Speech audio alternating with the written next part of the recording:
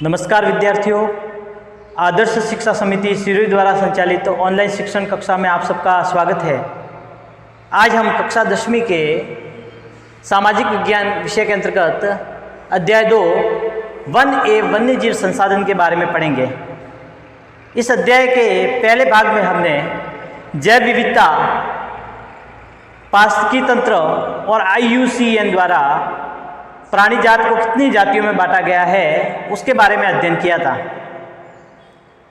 अब वीडियो के अगले भाग में हम एक बहुत ही महत्वपूर्ण टॉपिक पर चर्चा पढ़ेंगे। हमारे सामने एक प्रश्न खड़ा होता है कि वे कौन से प्रतिकूल कारक हैं जिनसे वनस्पति जात और प्राणी जात का ऐसा भयानक ह्रास हुआ है। तो इसको हम कुछ महत्वपूर्ण बिंदुओं के द्वारा अध्ययन करेंगे। हम सब जानते हैं कि हम अपनी छोटी से छोटी ज़रूरतों को पूरा करने के लिए वनस्पति या वनों पर या जंगलों पर आश्रित है।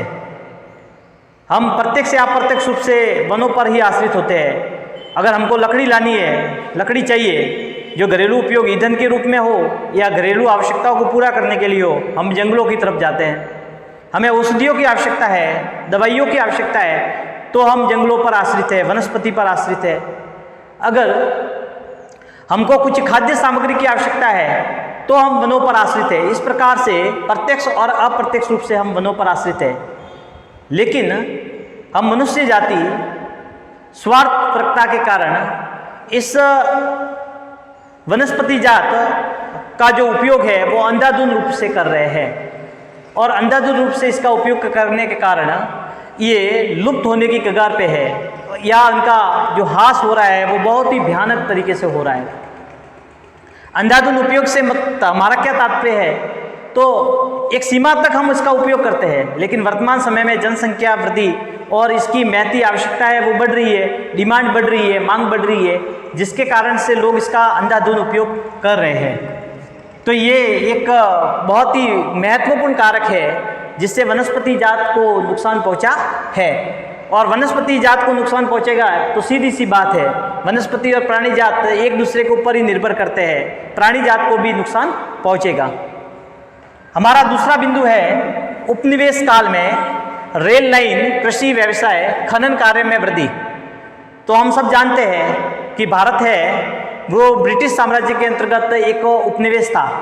उपनिवेश से क्या तात्पर्य है? तो उपनिवेश यानी किसी शक्तिशाली राष्ट्र द्वारा कमजोर राष्ट्र को सामाजिक, आर्थिक और राजनीतिक रूप से अपने अधीन कर लेना, ये उपनिवेशवादी नीति कहलाती है। तो भारत भी उपनिवेश काल में ब्रिटेन साम्राज्य के अंतर्गत आता था, और ब्रिटेन ने अपने मुनाफे के लिए, अपने लाभ के लिए भारत में रेल लाइनों का जाल सा बिछा दिया था। रेल लाइनों की जो बढ़ोतरी के कारण से भारत में वनों का बहुत बड़ा ह्रास हुआ, जंगल बहुत बड़ी मात्रा में काटे गए, जिससे जंगली जानवरों का या जो प्राणी जात थे उनको बहुत खतरा पहुंचा, बहुत नुकसान पहुंचा, और उनके जो प्राकृतिक आवास थे वो समाप्त हो गए।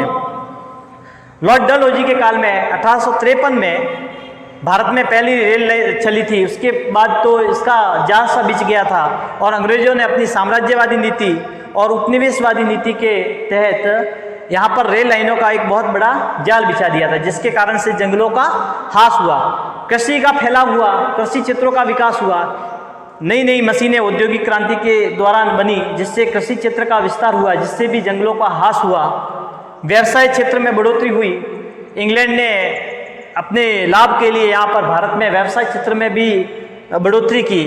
खनन भी हुआ, जमीन का अंधाधुंध दोहन हुआ, जमीन के अंदर से बहुत सारे खनिज निकाले जाने लगे, जिससे प्राकृतिक आवास नष्ट हुए।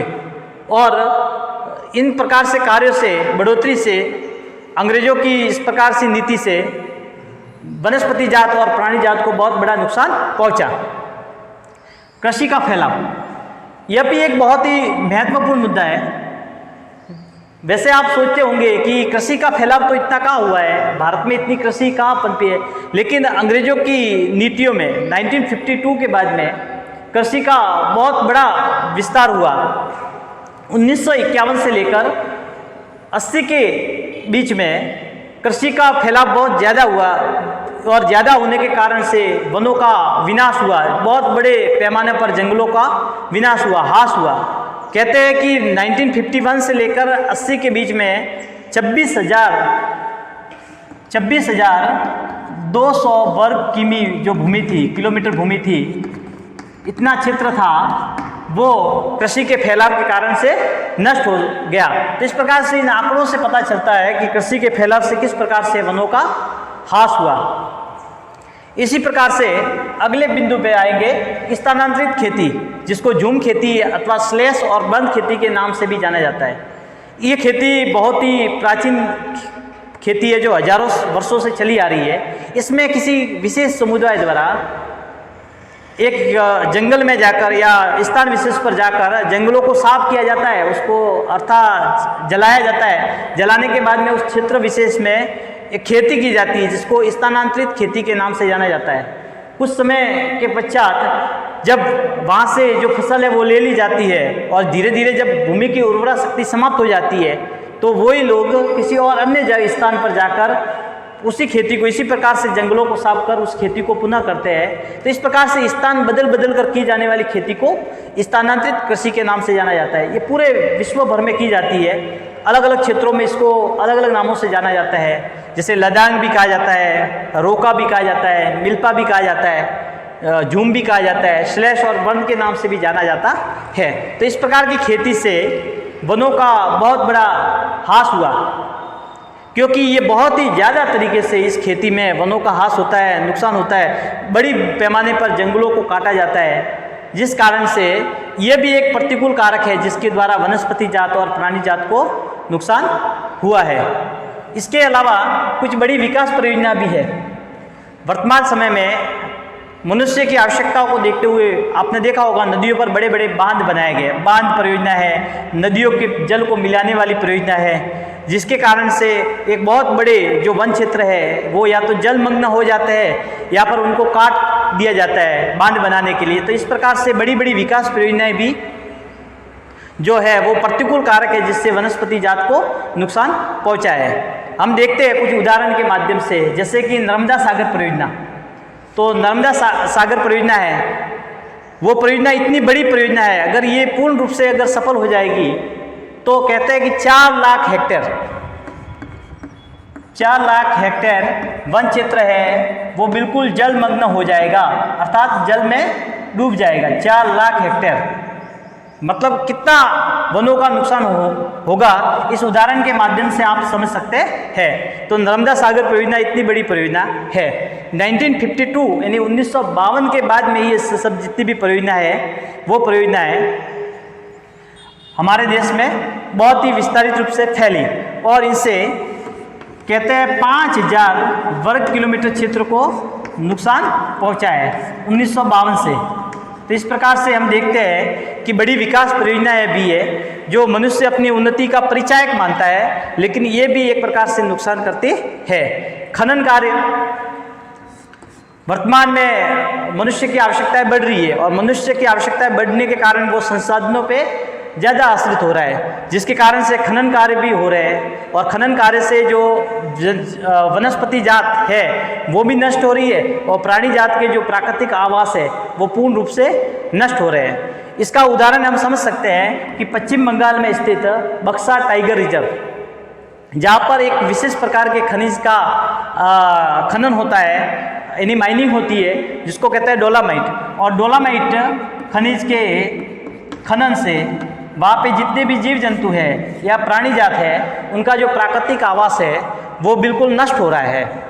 वहाँ पर जैसे हाथियों के लिए जो आवागमन का रास्ता है वो भी खनन कार्य से बाधित हो रहा है, जिसके कारण से उन जीवों का जो अस्तित्व है वो एक प्रकार से खतरे में पड़ गया है। तो इस प्रकार से हमने पढ़ा कि कौन कौन से प्रतिकूल कारक है जिससे वनस्पति जात और प्राणी जात का भयानक ह्रास हुआ है। तो इस प्रकार से ये कुछ महत्वपूर्ण है बिंदु जिनका हमने क्रमबद्ध रूप से अध्ययन किया। आगे के भाग में पढ़ेंगे हम हिमालय यव। हिमालय यव क्या होता है?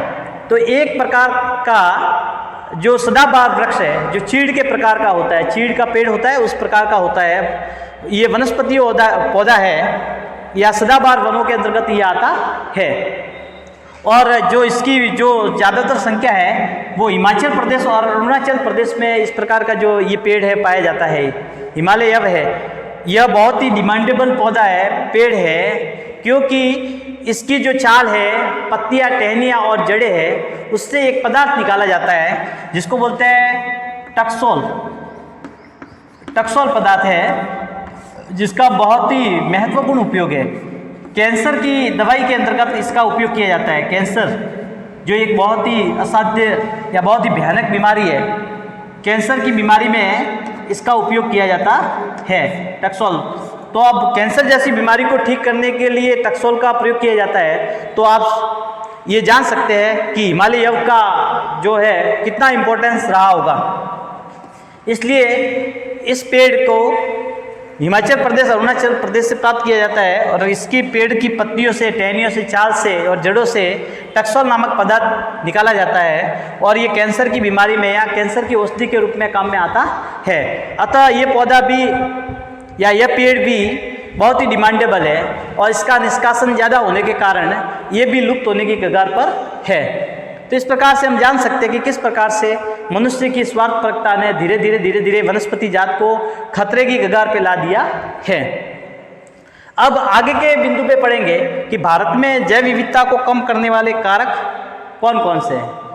तो भारत में जैव विविधता यानी जैवों के अंदर हम सब जानते हैं कि भारत में विभिन्न प्रकार के जीव जंतुओं की हजारों प्रजातियां पाई जाती है, लेकिन मनुष्य की स्वार्थपरकता के कारण से प्रतिदिन इनमें से कुछ प्रजातियां धीरे धीरे लुप्त हो रही है या लुप्त होने की कगार पर है। तो पहला बिंदु इसमें पढ़ेंगे कि वन्य जीव के आवास का विनाश। आप देख रहे हैं कि जनसंख्या दिन ब दिन बढ़ रही है और जनसंख्या बढ़ने के कारण लोगों को आवास की व्यवस्था करने के लिए जंगलों का विनाश करना पड़ रहा है, काटना पड़ रहा है। लोग धीरे धीरे आवासीय क्षेत्र बनाने के लिए जंगलों का नाश कर रहे हैं, जंगलों का कटाव कर रहे हैं। जैसे आपकी घरों में आवश्यकता होती है फर्नीचर की, पहले लोग कच्चे घरों में रहते थे, इतने फर्नीचर की आवश्यकता नहीं होती थी, जनसंख्या कम थी, इसलिए जब भी जंगलों में ईंधन लेने के लिए जाते लकड़ी थोड़ी बहुत काट के लाते थे, यानी उनका रहन सहन ही अलग प्रकार का था। लेकिन औद्योगिक नीतियों के कारण और वर्तमान समय के कारण और वेस्टर्न कल्चर यानी पश्चिमीकरण के कारण धीरे धीरे मनुष्य का जो रहन सहन है, जीवन स्तर था, वो पूरा परिवर्तित हो गया है, जिसके कारण से वन्य जीवों के आवास का विनाश हो रहा है। क्योंकि वो वनों को काट रहा है और वनों को काटने के कारण से उस वनों के अंदर रहने वाले जो वन्य जीव है, जिनका प्राकृतिक आवास वन ही है, वो धीरे धीरे शहरों की तरफ आ रहे हैं, गाँव की तरफ आ रहे हैं और लोग उनका शिकार कर रहे हैं। उनका आवास नष्ट होने के कारण वो अपना बचाव नहीं कर पाते, जिसके कारण से जो जैव विविधता है वो कम हो रही है। क्योंकि प्राणी जात अगर समाप्त हो जाएगी तो जैव विविधता निश्चित रूप से ही कम होगी। कई सारे जंगली जीवों को बचाव के लिए मारा जाता है। कई बार ऐसी आपने पत्र पत्रिकाओं में घटनाओं में पढ़ा होगा कि अमुक जगह पे अमुक स्थान पर शेर था, वो गांव में आ गया, तेंदुआ था, वो गांव में आ गया, गांव के लोगों के ऊपर हमला कर दिया, जिसके कारण से गांव के लोगों ने मिलजुल कर उसको मार दिया। इस प्रकार से कई सारी घटनाएं हम डेली पढ़ते हैं। तो इस प्रकार से जंगली जीवों के आवासीय क्षेत्रों में कमी या आवासीय क्षेत्रों का विनाश के कारण से वो शहरों की तरफ आते हैं, गाँवों की तरफ आते हैं और उनका शिकार हो जाता है, उनको मारा जाता है, जिसके कारण से भी वो एक प्रकार से दुर्लभ प्रजातियों के और या लुप्त प्रजातियों के अंतर्गत आ गए, उनका शिकार हो रहा है। कई लोग हाथियों को मारते हैं, कई लोग शेर को मारते हैं, बड़े कुछ जीवों के, क्योंकि आज वर्तमान में शेर है, तेंदुआ है, बाघ है, इन के शरीर के कुछ अंग भी की तस्करी होती है, काम में आते हैं। और हाथी दांत है, वो आप सब जानते हैं, इससे कई सारी वस्तुएं बनाई जाती है, इसलिए उनका शिकार होता है और हाथी दांत के लिए हाथियों को भी मारा जाता है। तो इस प्रकार से अपने लाभ के लिए भी इंसान है वो इस जानवरों को नुकसान पहुंचा रहा है। पर्यावरणीय प्रदूषण, वर्तमान में हमने अपनी आवश्यकताओं को पूर्ण करने के लिए हम इसको विकास समझते हैं, लेकिन एक प्रकार से विज्ञान ही हमारे लिए श्राप भी घोषित हो रहा है, क्योंकि पर्यावरणीय प्रदूषण बढ़ रहा है। हमारे द्वारा ही इस अंधाधुंध प्रगति की दौड़ में इस पर्यावरण को नुकसान पहुंचाया जा रहा है, क्योंकि हमारे द्वारा कई अवांछित पदार्थ होते हैं वो इस पर्यावरण में मिला दिए जाते हैं, चाहे वो जल प्रदूषण हो, जल में अवांछित सामग्री मिल जाती है, हवा में अवांछित सामग्री या गैसेज मिल जाती है, जिसके कारण से पर्यावरण प्रदूषित होता है और वातावरण दूषित हो जाता है, जिससे अपने जो एरिया है या अपना क्षेत्र है उसमें विषाक्तीकरण की समस्या भी आती है। जहरीला धुआं फैल जाता है, जहरीली गैस और जो जल होता है उसमें भी विषाक्तीकरण हो जाता है, जिससे कई सारे समुद्री जीव, जलीय जीव, नदी में रहने वाले जीव वो मर जाते हैं। आपने देखा होगा कई बार तालाबों के किनारों पे बहुत सारी मछलियां हैं वो मरी हुई दिखाई देती है। तो इस प्रकार से इसका कारण ये विषाक्तीकरण ही है या पर्यावरणीय प्रदूषण ही है, जिसके कारण से वनों को और प्राणी जात को बहुत बड़ा खतरा पहुंचा है। कई बार जो गर्मी होती है उस गर्मी के कारण बड़े जंगल होते हैं, बड़े वन होते हैं, उनमें अचानक आग लग जाती है। उसी आग को हम दावानल के नाम से जाने जाता है या दावानल के नाम से जानते हैं। जंगल में लगी आग को दावानल कहते हैं और समुद्र में लगी आग को बड़नावल कहते हैं। तो इस प्रकार से दावानल से भी जंगलों का विनाश हो रहा है और इस प्रकार से आग लगने से जो प्राणी जात है उनके आवास को खतरा पहुंचा है। दूसरा एक और महत्वपूर्ण बिंदु रहा पर्यावरण का असमान बंटवारा व असमान उपयोग। हम सब जानते हैं कि हम पर्यावरण के ऊपर निर्भर करते हैं और कुछ प्राकृतिक संसाधन है उसका उपयोग कर हम अपना जीवन निर्वाह करते हैं, लेकिन इस पर्यावरण का जो बंटवारा है वो बंटवारा असमान है। जैसा एक उदाहरण के माध्यम से हम समझते हैं कि अमेरिका, आप सब जानते होंगे, अमेरिका एक सुविकसित और विकास से भरपूर देश है। वहाँ पे बहुत सारी अपॉर्चुनिटी है, वहाँ पे बहुत सारे उपलब्धता है संसाधनों की और वो विकसित देशों की श्रेणी में माना जाता है। तो अमेरिका देश है, वहाँ के लोग है वो संसाधनों का अधिकतम उपयोग करते हैं। इसी प्रकार से हम एक गरीब देश, एक गरीब निर्धन देश सोमाली का उदाहरण लेंगे तो सोमाली के जो लोग हैं उनसे अमेरिका के लोग जो हमारे यहाँ उपलब्ध संसाधन है, इस पृथ्वी पर उपलब्ध संसाधन है, उनका 40 गुना ज़्यादा उपयोग करते हैं। अब अमेरिका और सोमाली के लोगों की तुलना करें तो अमेरिका के लोग 40 गुना ज़्यादा सोमाली के लोगों से जो संसाधन है उसका उपयोग ज़्यादा करते हैं। लेकिन अगर पर्यावरण रक्षा की बात आए तो सोमाली के लोग अमेरिका के लोगों की तुलना में अपने पर्यावरण का संरक्षण ज़्यादा करते होंगे। इसी प्रकार से भारत की बात की जाए तो भारत के 5% यानी 5% लोग हैं भारत के, उनके पास में जो उपलब्ध संसाधन है वो अन्य 95% लोग हैं उनसे ज़्यादा है। यानी भारत के 5% लोग हैं जो सबसे ज़्यादा अमीरों की श्रेणी में आते हैं, वो अन्य 95% लोगों की तुलना में ज़्यादा संसाधनों का दोहन करते हैं, संसाधनों का अधिकतम उपयोग करते हैं। तो संसाधनों का अधिकतम उपयोग करते हैं, ये अधिकतम उपयोग करते हैं, लेकिन फिर भी जो 95% लोग हैं वो पर्यावरण का संरक्षण करते हैं। इन लोगों ने जो ये बड़े बड़े मकानों में रहते हैं, बड़े बड़े शहरों में रहते हैं और अपनी ज़िंदगी जीते हैं संसाधनों का उपयोग करके, इनको पता नहीं होता है कि किस प्रकार से इन जो पर्यावरणीय संसाधन है इनका विभिन्न प्रकार से संरक्षण किया जाए।